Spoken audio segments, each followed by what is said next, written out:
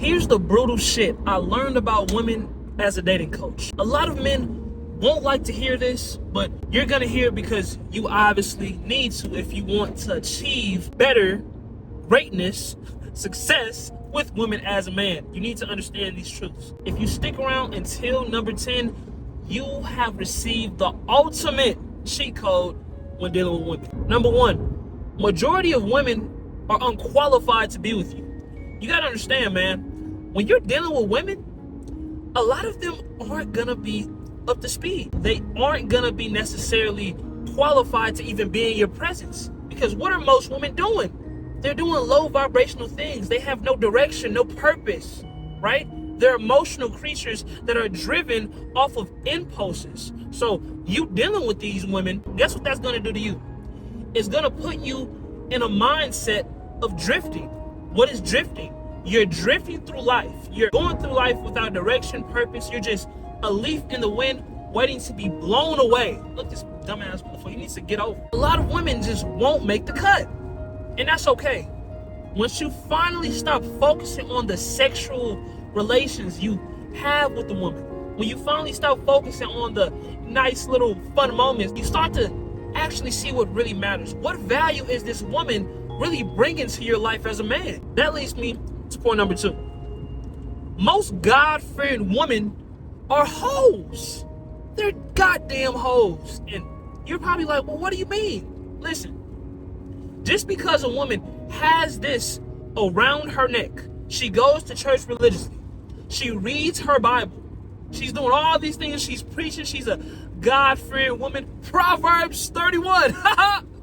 Listen, most of those women are just trying to put on a disguise, a mask. Because if she was really a God-fearing woman, she wouldn't feel the need to just pop it all the time. When they're intentionally making God too much of their personality. And there's nothing wrong with having God as your personality or whatnot, but you can tell when somebody's overdoing it and just trying to put on a false persona, trying to put on an image. What's the real you? Who is the real you? With that, most of them just won't be good wives. Just put it like that. They're still out hoeing. They're still out bouncing around from dick to dick. They say their habits are aligned with God. They say they're aligned with Him, but truly they're not. I found God, I might come to Jesus moment. You have to have some serious shit going on to be this reformed new Christian slut. Your whole life has done a 360. You're finally, hold on. What happened in your past, right? When they put too much of a big emphasis on it, you know damn well something happened. And usually they were out hoeing, and they still are. Yeah, they go to church, they look like this innocent woman, but guess what?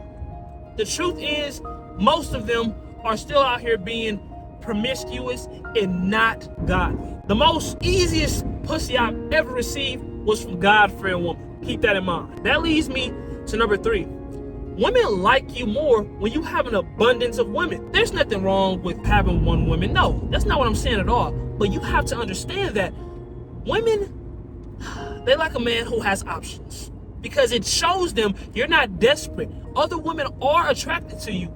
And there's nothing that keeps a woman in check like another woman. If that woman knew you didn't have an abundance of options, you didn't have women wanting you, guess what would happen?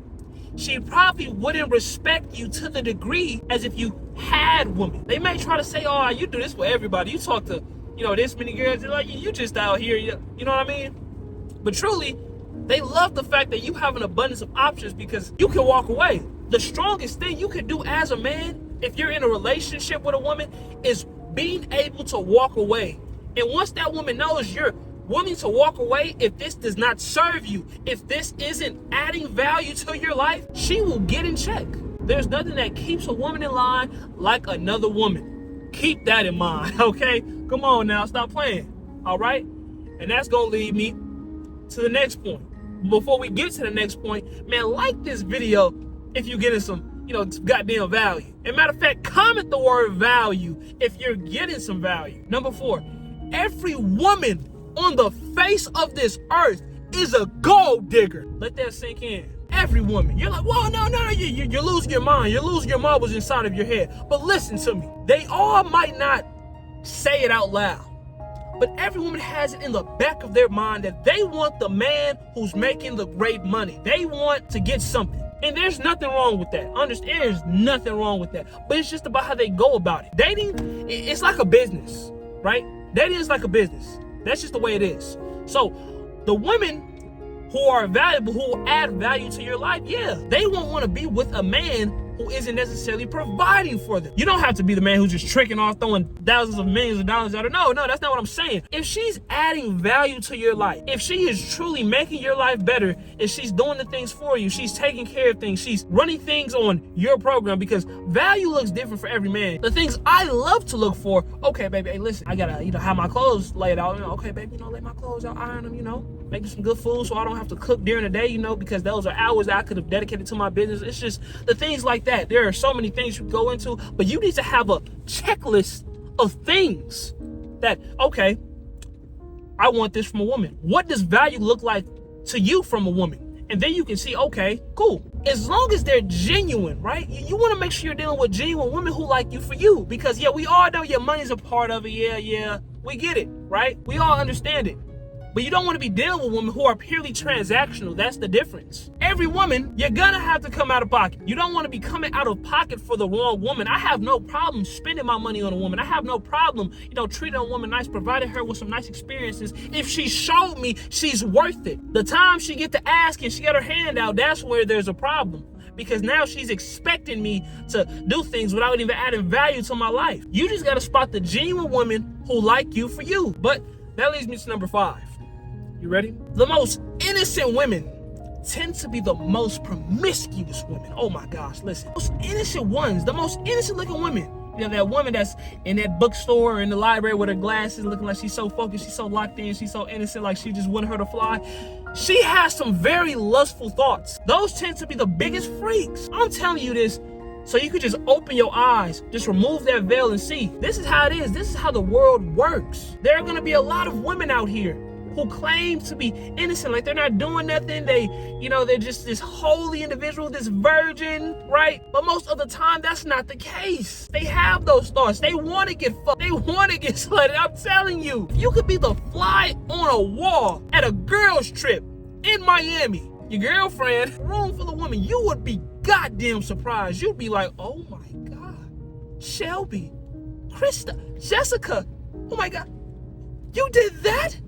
You want to do what? And look, man, I'm just telling you this to understand, to really be aware and knowledgeable of what's really going on. Because as a high-performing man, you should have an abundance of women, a successful dating life, and have the world of women almost figured out, because nobody got it damn figured out. But you should have a great grasp of it. But if you don't, it's simply because you don't have self-mastery. You lack it. So in order to achieve self-mastery and become the type of man high-value women naturally choose, just click that first link in my description, man. I got a few different coaching programs going on, helping out tons of men achieve better dating lives. So yeah, go check it out, man. That leads me to number 6.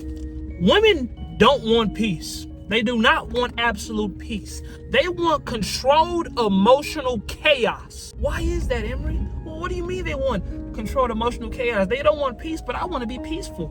Look, man, there's a reason a lot of these women are cheating on their husbands. Great men, right? They have done nothing wrong. They're doing everything right. They're keeping her happy. They're doing everything, but guess what?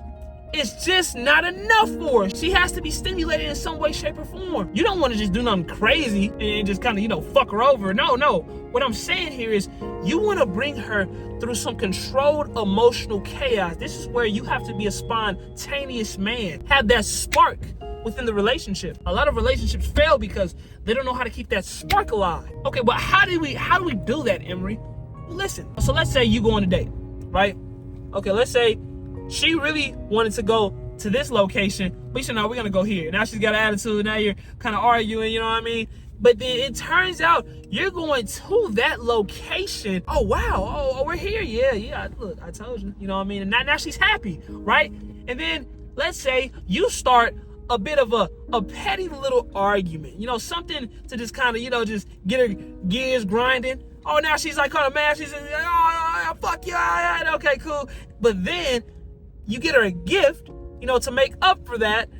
You see what I'm doing here though? I'm putting her on a roller coaster. All you want to do in simple terms, you want to bring her through different emotions, because now she's associating all these emotions with you. Now she's thinking more of you. Now she's craving you. It's controlled emotional chaos. That's what I found works for me and works for a lot of people. When you can just create that controlled emotional chaos, not to the point where you're fucking her over, you're, just tearing her life apart. You just have those emotions going up and down, up and down. There's something called aggravating pain and alleviating it. In sales, you have to aggravate the pain of your prospect and then alleviate that pain, right? You aggravate it, then alleviate it. Show her, okay, she's here, she wants to get here, aggravate and alleviate those emotions on the way to the destination. That's what's going on here. That's all it is. So when you can do that, I'm telling you, she's gonna be hooked. But you gotta be careful with this, because she might get obsessive. It might get a little crazy. So you gotta, know what you're doing, and it just comes from experience. But that leads me to number 8. She's either an asset or a liability. There's no such thing as a woman just being your friend. Eliminate that belief from your mind entirely. There is nothing such as that will ever occur in life. She's adding value to your life or draining value from your life. It goes back to the analogy, you can either get better or worse. There's no in between.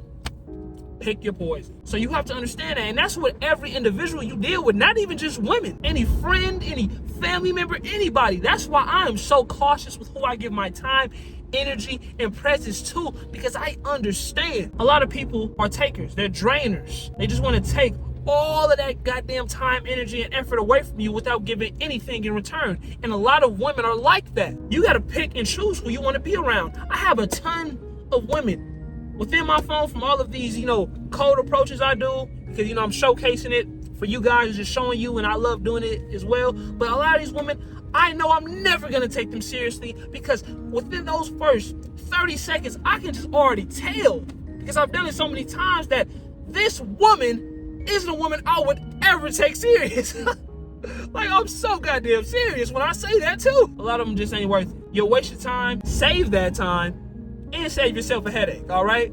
You gotta understand that. Otherwise, you're gonna be mad. Next up, number 9. Women are great manipulators, so take advantage. I'm not telling you to manipulate women, no. I'm telling you to use women to your advantage.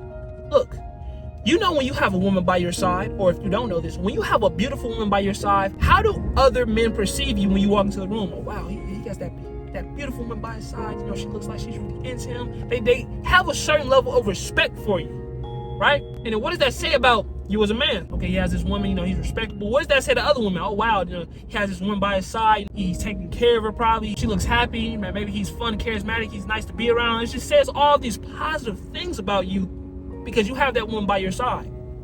So you can take advantage of those instances. So if you really want to build a roster of women, because a lot of people on here, some of them, you guys are ready to settle down for a relationship, but I'm talking to that person, who you are, who wants to just have a roster of women, because you want to experience what it's like.